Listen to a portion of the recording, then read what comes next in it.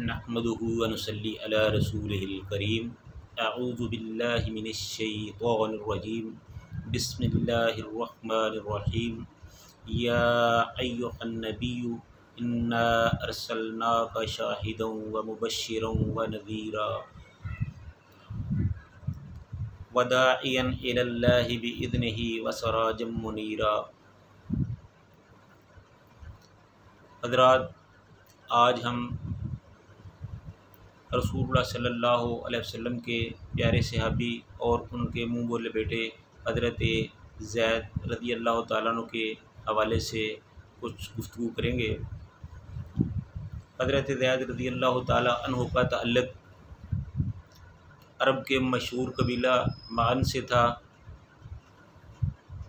एक दफ़ा हज़रत ज़ैद रज़ी अल्लाह ताला अन्हु की वालिदा, जिसका नाम सुक़दा था, वो अपने घर के कामकाज में मसरूफ़ थी।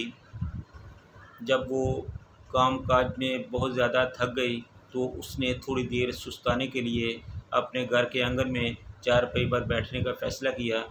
वो बैठी, जब वो फ़ारिग होकर बैठी तो उसके दिल में सोच आई कि काफ़ी देर हुई है, क्यों ना मैं अपने वालिदैन यानी अपने मेके वालों के पास चली जाऊं और चंद दिन वहाँ रह आऊँ। तो चूँकि उन दोनों मियाँ बीवी की आपस में बड़ी मोहब्बत थी, तो उसने कहा कि जब ज़ैद के वालिद रात को आएंगे तो मैं उनसे मशवरा करूँगी।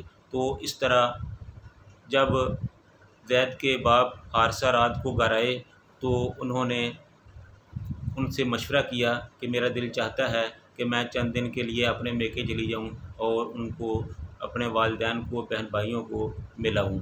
तो हज़रत हारसा ने उनको इजाज़त दे दी कि अगर आप चाहो तो जा सकती हो, मुझे कोई एतराज़ नहीं है।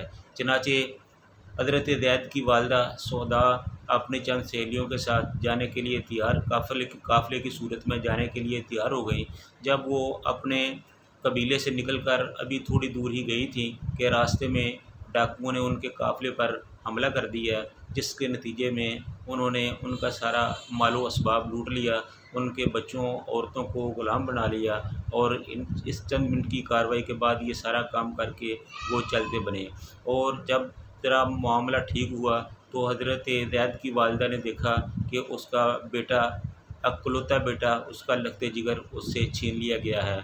तो वो बेचारी वहाँ बहुत बुरे हाल में रोती पीटती रही, लेकिन कोई भी वहाँ उनकी दुहाई, उनकी फ़रियाद सुनने के लिए तैयार नहीं था। चनाचे वो इसी तरह परेशान हालत में अपने मेके में पहुँच गई। जब वो वहाँ पहुँची तो उन्होंने अपने मेके वालों को, अपने बहन भाइयों को, अपने अजीज़ों को बताया कि हम इस तरह आ रहे थे कि रास्ते में हमारे साथ ये वाक़या पेश आया है और वो ज़ैद को साथ ले गए हैं। तो उनके वालिदैन ये बातें सुनकर बहुत परेशान हुए।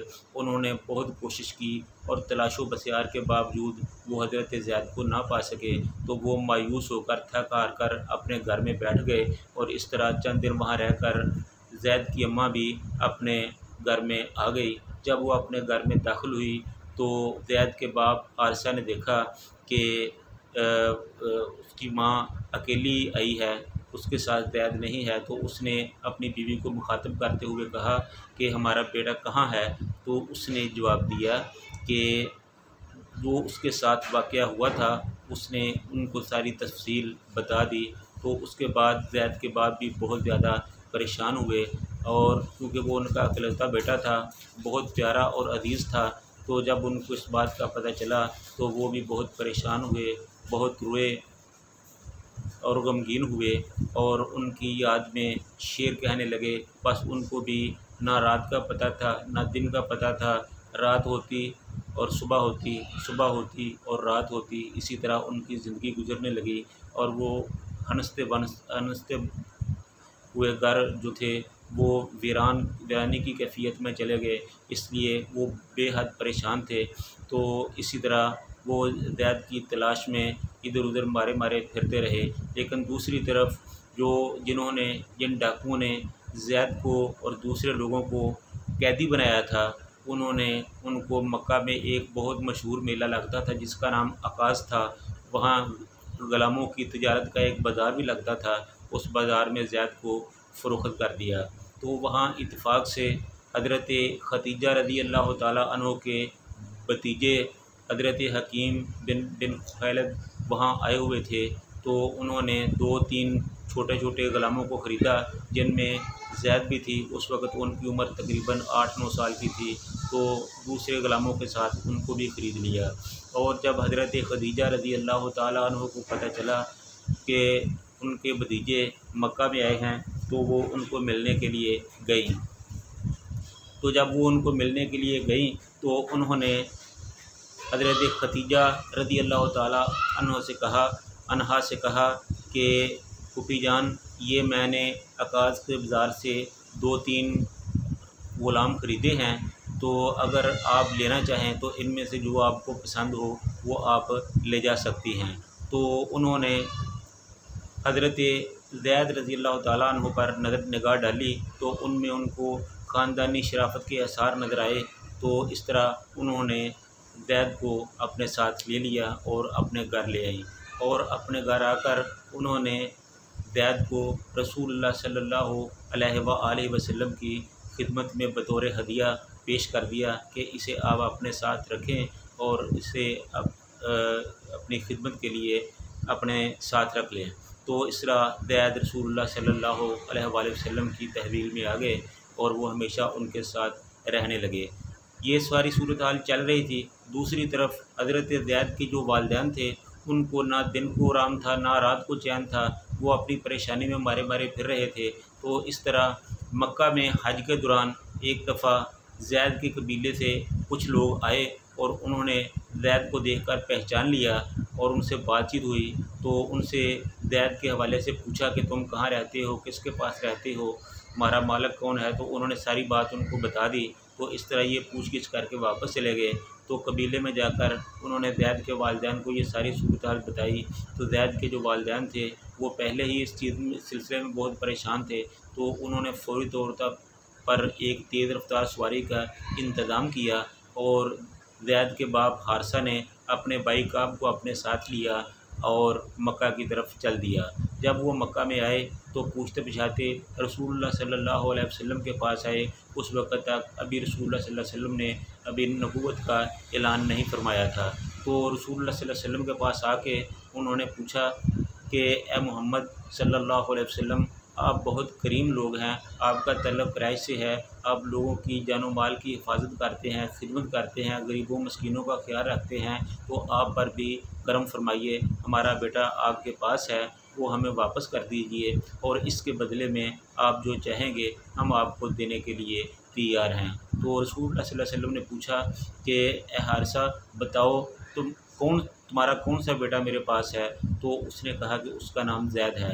तो रसूलुल्लाह सल्लल्लाहु अलैहि वसल्लम समझ गए। तो उन्होंने कहा कि ठीक है, मैं ज़ैद को बुलाता हूँ, अगर वो आपके पास आपके साथ जाने के लिए तैयार हो जाए तो मैं आपसे कुछ भी नहीं लूँगा और आपके साथ उनको भेज दूँगा। अगर वो आपके पास ना जाना चाहे, आपके साथ ना जाना चाहे, तो फिर मुझे इख्तियार होगा कि मैं उसको आपके साथ ना भेजूँ। तो हज़रत ज़ैद के वालिद ने फ़ौरी तौर पर इस तजवीज़ को कबूल किया, क्योंकि उनको पता था कि ये हमारा बेटा है। जैसे ही उनको हमारे बारे में पता चलेगा तो वो बग़ैर किसी हीलो-हुज्जत के हमारे साथ जाने के लिए तैयार होगा। तो हज़रत रसूलुल्लाह सल्लल्लाहु अलैहि वसल्लम ने ज़ैद को बुलाया और जब वो सामने आए तो आपने पूछा कि ज़ैद, ये कौन लोग हैं। तो हज़रत ज़ैद ने कहा कि ये मेरे वालिद हैं, इनका नाम हारिसा है, और ये मेरे चचा हैं, इनका नाम काब है। तो रसूलुल्लाह सल्लल्लाहु अलैहि वसल्लम बड़े खुश हुए और कहा कि ए ज़ैद, ये तुम्हें लेने के लिए आए हैं और मैं तुम्हें मुकम्मल इख्तियार देता हूँ। अगर तुम इनके साथ जाना चाहो तो बड़ी खुशी से जा सकते हो, अगर तुम मेरे पास रहना चाहो तो तुम्हें ये भी मुकम्मल इख्तियार है। तो हज़रत ज़ैद रज़ियल्लाहु ताला अन्हु ने रसूलुल्लाह सल्लल्लाहु अलैहि वसल्लम की तरफ देखा, फिर अपने वालिदैन की तरफ देखा। तो हज़रत ज़ैद रज़ियल्लाहु ताला अन्हु ने एक सेकंड से भी पहले ये फ़ैसला किया कि हुज़ूर, मैं आपके साथ ही रहना चाहता हूँ, मैं आपको छोड़कर जाने के लिए तैयार नहीं हूँ। तो ये बात सुनकर हज़रत ज़ैद के वालिद ने कहा कि बेटा, हम आपको लेने के लिए इतनी दूर से आए हैं, आपकी वालिदा आपके लिए बहुत परेशान है, तो अगर आप हमारे साथ चले जाएंगे तो एक तो हम भी खुश हो जाएंगे और दूसरी आपकी वालदा वो बहुत परेशान है, वो भी खुश हो जाएगी। तो हज़रत ज़ियाद ने कहा कि अब्बा जान, आप मेरी वालदा को बता दें कि मैं जहाँ हूँ वहाँ बहुत खुश हूँ, तो मैं इस तरह ये रसूलुल्लाह सल्लल्लाहु अलैहि वसल्लम को छोड़कर आपके साथ जाने के लिए तैयार नहीं हूँ। तो इस तरह रसूलुल्लाह सल्लल्लाहु अलैहि वसल्लम ने ज़ैद के वालिदैन को समझाया कि अब तुम जा सकते हो, मैं ज़ैद को आपके साथ नहीं भेजना चाहता, मैं उनके साथ ज़बरदस्ती नहीं करना चाहता, आपका बेटा मेरे साथ रहना चाहता है तो मुझे भी इस पर कोई इतराज़ नहीं है। तो इस तरह ज़ैद के वालिद इस बात को समझ गए कि जब हमारा बेटा इधर खुश है, अपनी खुशी से रहना चाहता है, तो फिर हमें भी क्या एतराज़ हो सकता है। कम से कम हमें ये तो पता चल गया कि हमारा बेटा ज़िंदा और सलामत है और जहाँ भी है खुश है। तो इस तरह वो वापस चले गए और ज़ैद की वालिदा को ये सारी सूरत हाल जाके बता दी। उधर रसूलुल्लाह सल्लल्लाहु अलैहि वसल्लम ने ज़ैद को अपने साथ लिया और तमाम मक्के वालों को इकट्ठा किया और उनके सामने ऐलान किया कि आज इससे पहले ज़ैद मेरा ग़ुलाम था और आज के बाद मैं ज़ैद को अपना मुतबन्ना बनाता हूँ, यानी मैं अपना मुँह बोला बेटा बना रहा हूँ। इस तरह हज़रत ज़ैद रज़ी अल्लाह ताला अन्हु ग़ुलामी की ज़िंदगी से निकल कर रसूलुल्लाह सल्लल्लाहु अलैहि वसल्लम के साथ के घर के एक फ़र्द की हैसियत से उनके साथ रहने लगे। तो ये हज़रत ज़ैद रज़ी अल्लाह ताला अन्हु के चंद एक वाक़यात थे जो मैंने आपके गोशोगुज़ार किए हैं। वो बाकी इंशाअल्लाह ताला हम हज़रत ज़ैद पर फिर किसी वक़्त गुफ्तगू करेंगे।